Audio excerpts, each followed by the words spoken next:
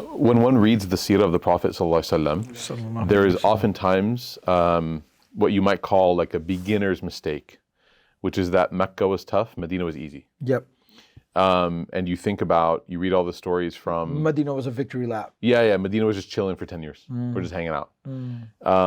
But when you read the seerah, you actually discover there was a lot of pain in Medina. Too much.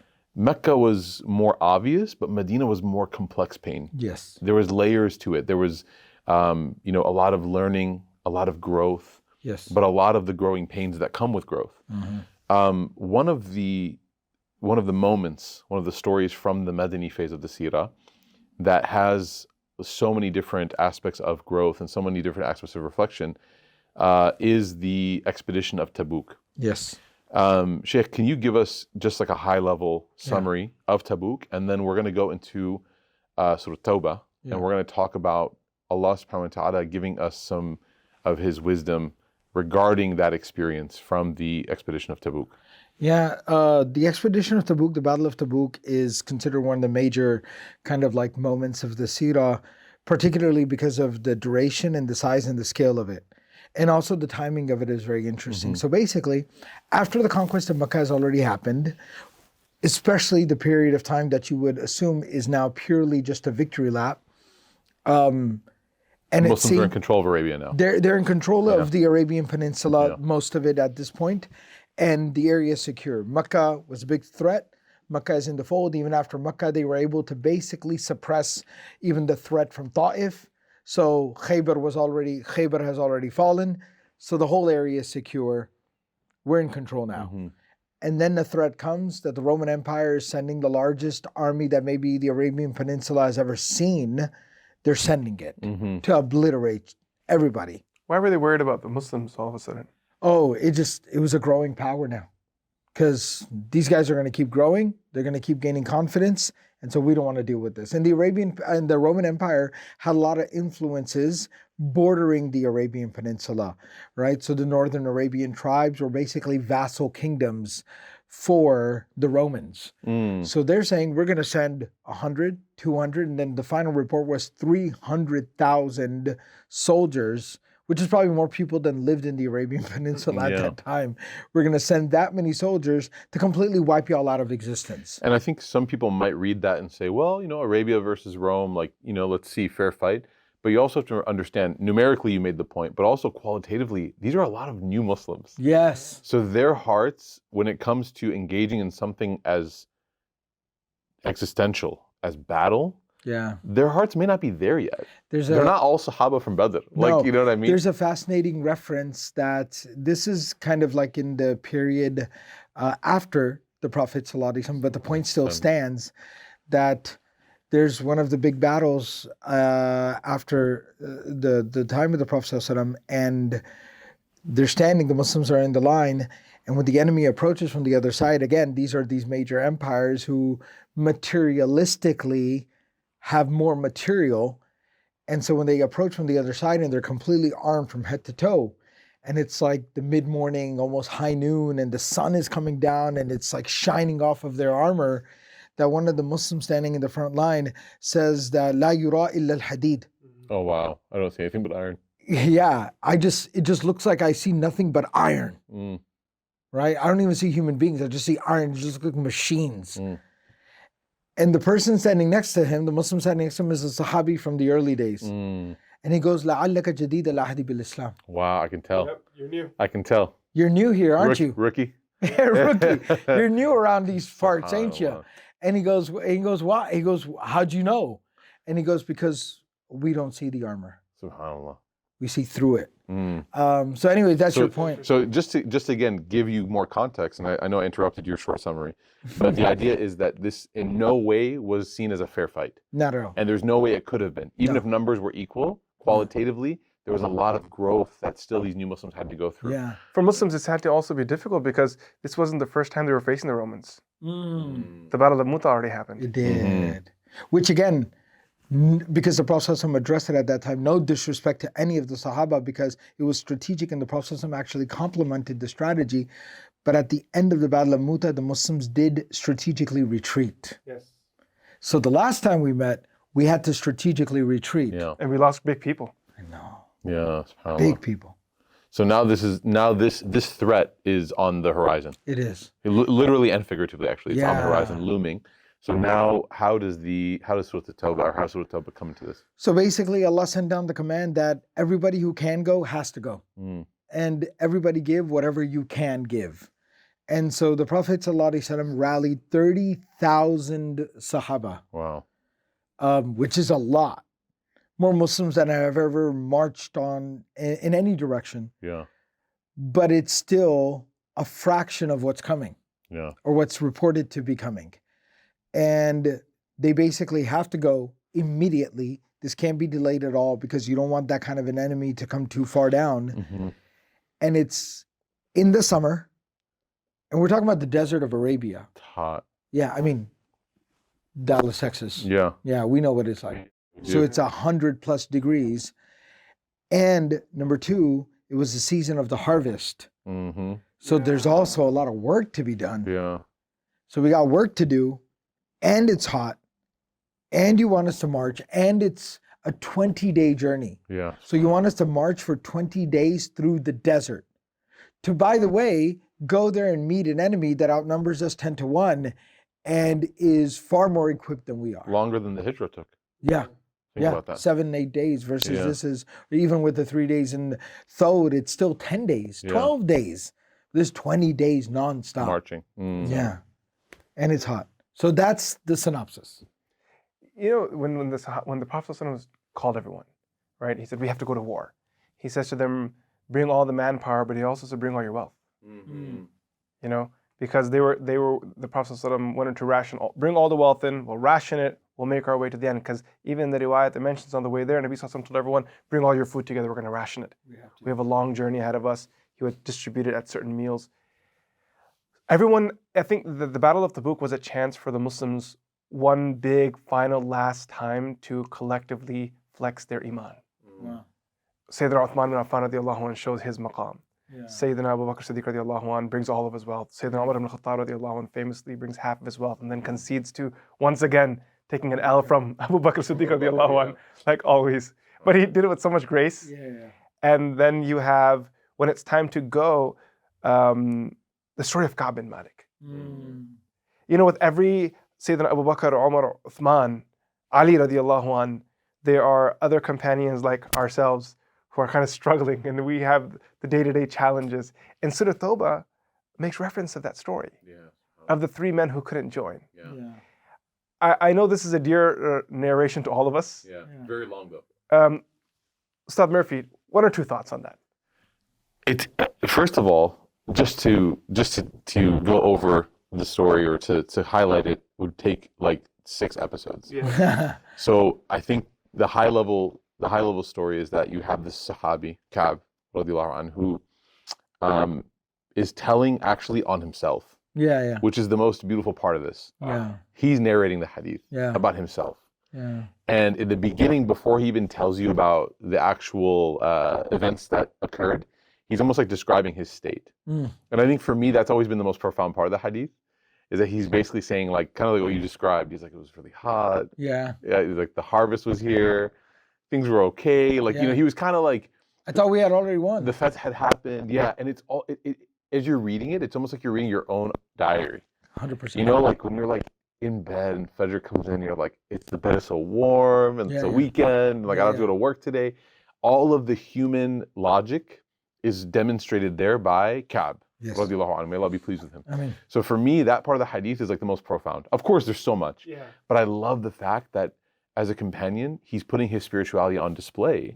And there's a lot of points to take from that. Number one is that the companions knew their position in the history of the Muslims. They understood, they got it, that this is going to be preserved and there will come people later, whether it's 10, 20, 100, 1,000 years later, that are going to be reading this and they're going to be learning it and they're going to be ultimately benefiting from this story. Number two is that, and again for us, you know, like you said, like just normal Muslims, like just trying our best, it gives us some hope. You know, because you go from the beginning, the middle, and the end of the story, and it's almost like you see yourself in the shoes of Ka'b the whole time.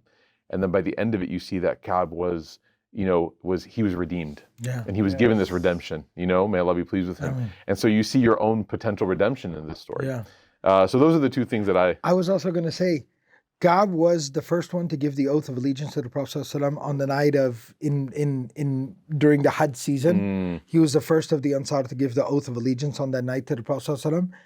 And the other two, who are part of the three, ala thalatha, the other two participated in the Battle of Badr. Yeah. They were Badri. Yeah. So it has always struck me that it's a really interesting example of even good people make mistakes. Yeah, subhanAllah.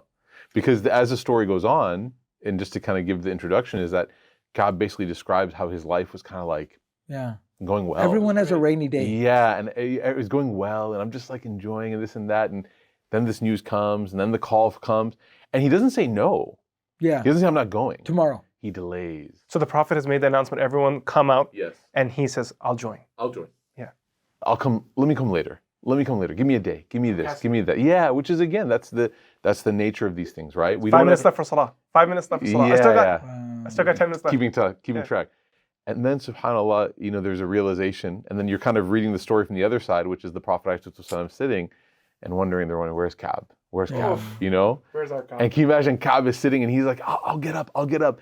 And the Prophet says, where's Ka'b? Because again, the first person to give pledge. Yeah. So that tension as well, I don't want to say disappointing because he's a Sahabi, but potentially like thinking about how the Prophet ﷺ was wondering where he was. Yeah. And him knowing that he was sitting back. Yeah. And what that must have done for him. How difficult it must have been.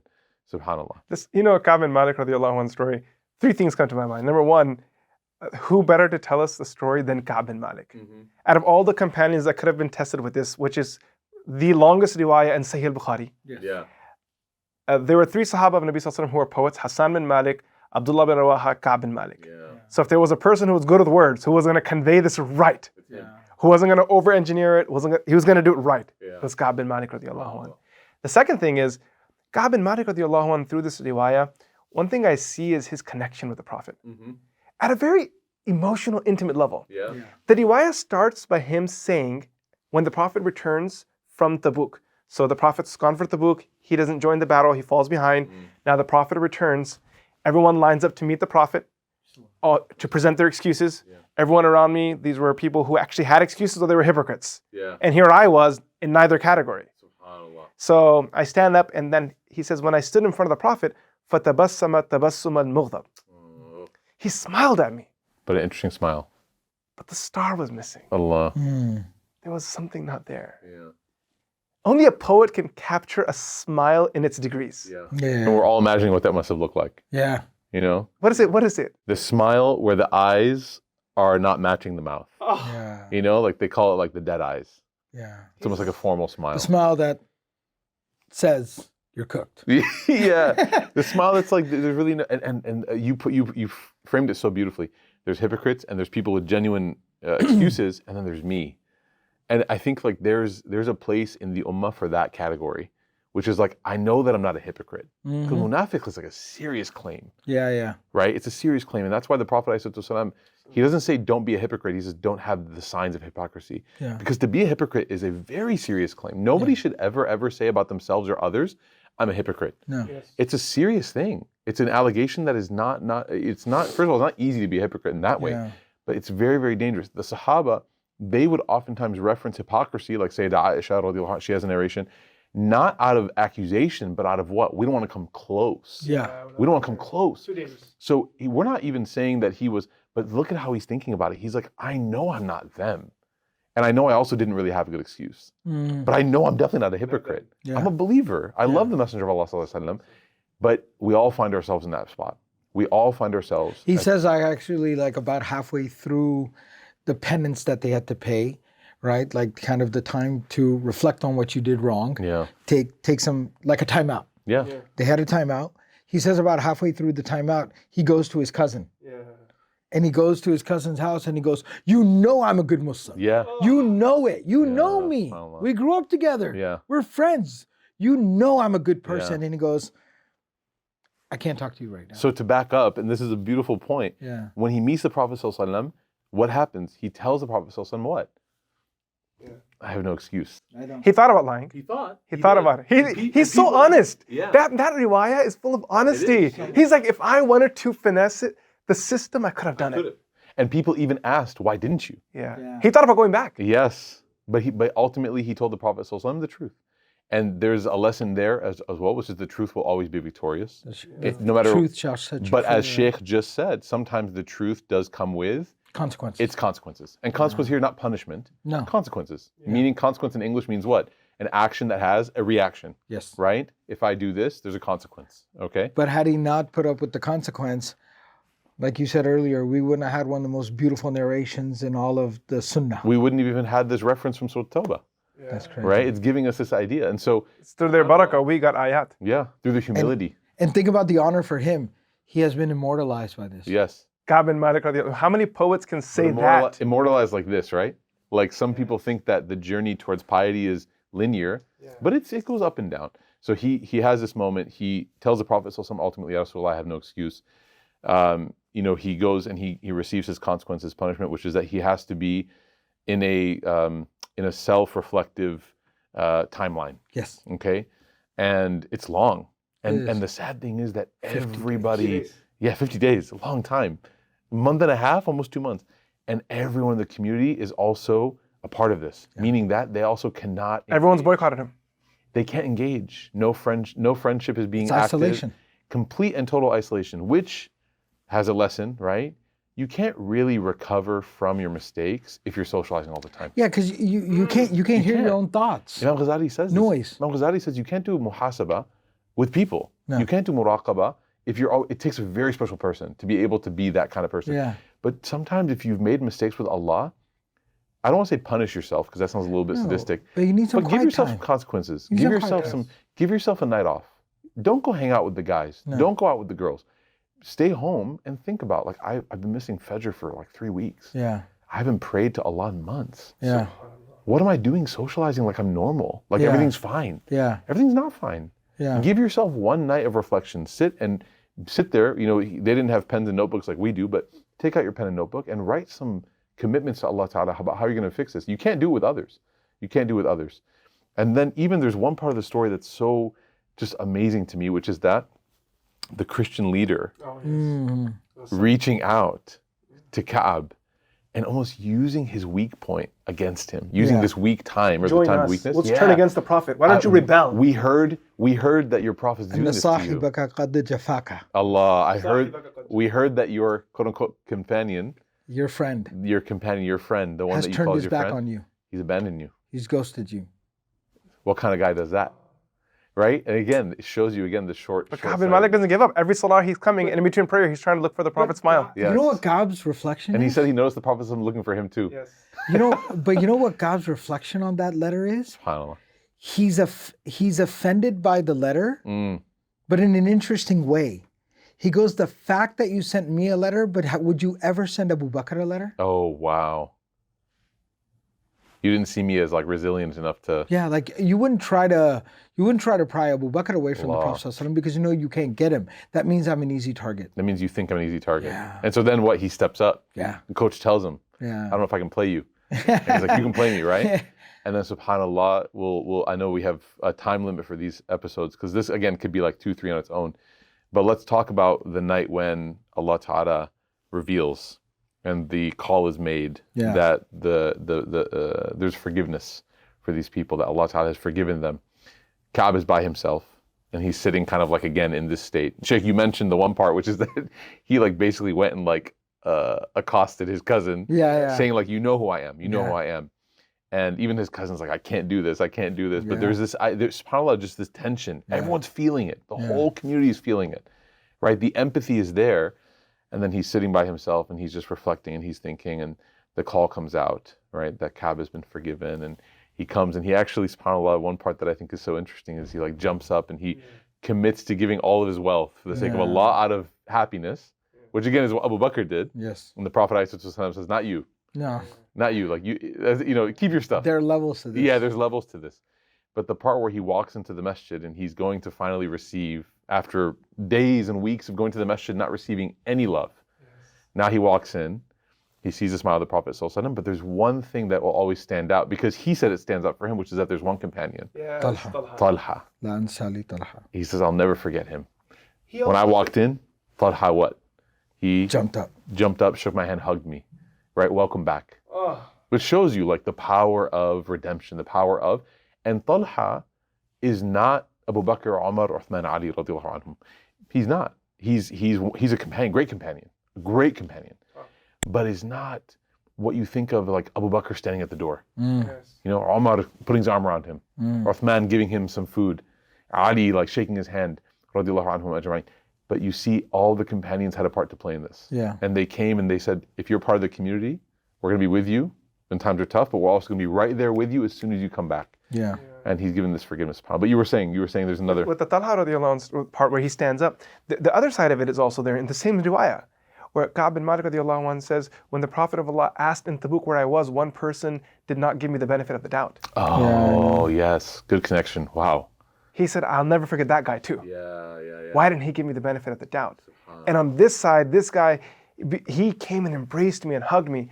Another part of Ka'b bin Malik radiallahu anhu's story where he's just keeping it real. Some punches hurt. Yeah. And some smiles, they're just special. Yeah.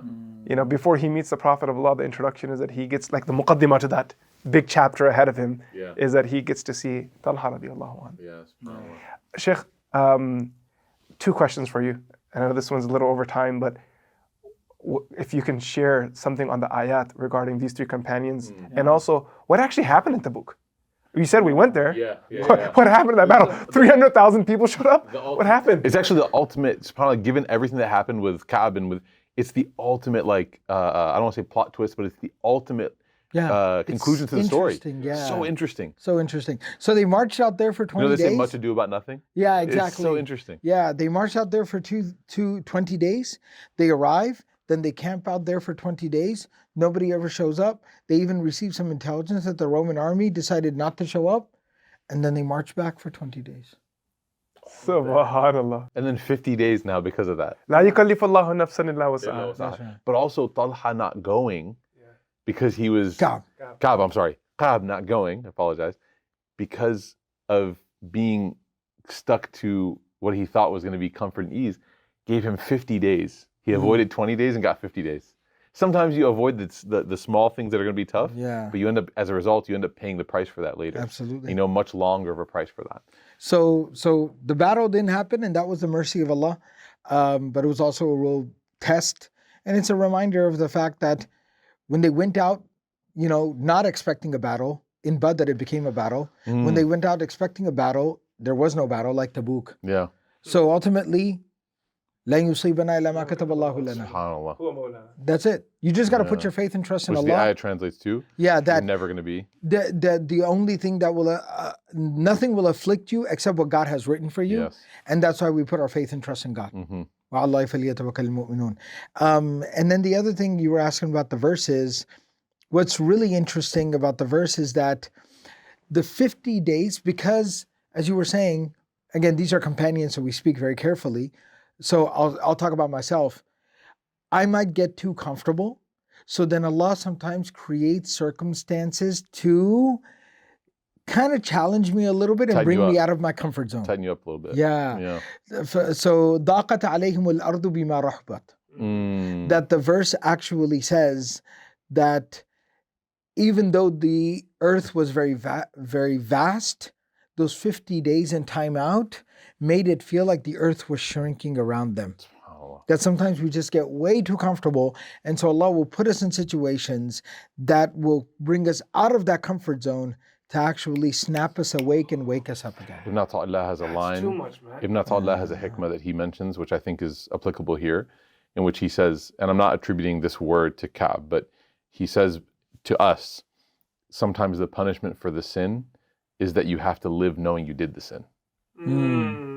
Like that's the punishment enough. Even if there was no sin, no punishment in the akhirah, living your life in that constricted state. Yeah. Because it's the, like you said, the physical size of the earth didn't change. No. But Allah Ta'ala effectively made it feel smaller. Why? Because we know that when someone feels guilt, when they feel that weight of guilt, the burden of guilt, everything looks what? why are they looking at me like that? Yeah. Why what are they saying? Yeah. What are this? And then they look and they feel what? There's You no can place, have a table full of food in front of you and you don't feel like eating. no place to go. The earth feels small. And Ibn Ata'illah, he says, this is one of the punishments of sin. When you sin against Allah Ta'ala, your entire experience day-to-day changes. It's no longer vast. Ameen ya Rab, Ameen ya Rab. You have to look in the mirror every day and say, that's me. I'm the monster. And then he says, bil'aks, right? The other side of it is what? One of the rewards of doing good is you get to look in the mirror and say, I can't believe Allah gave me that honor. I just prayed. That's it. I just gave sadaqah. I just did this. So may Allah Ta'ala make us amongst those who are able to do good and see that. May Allah Ta'ala protect us from, having to deal with the consequences of our own actions and mistakes. And may Allah Ta'ala reward Ka'b radiallahu anhu for being the motivation, inspiration for all of us and being, the representative, what we need to know the most, inshallah. Jazakallah khairan. Assalamu alaikum.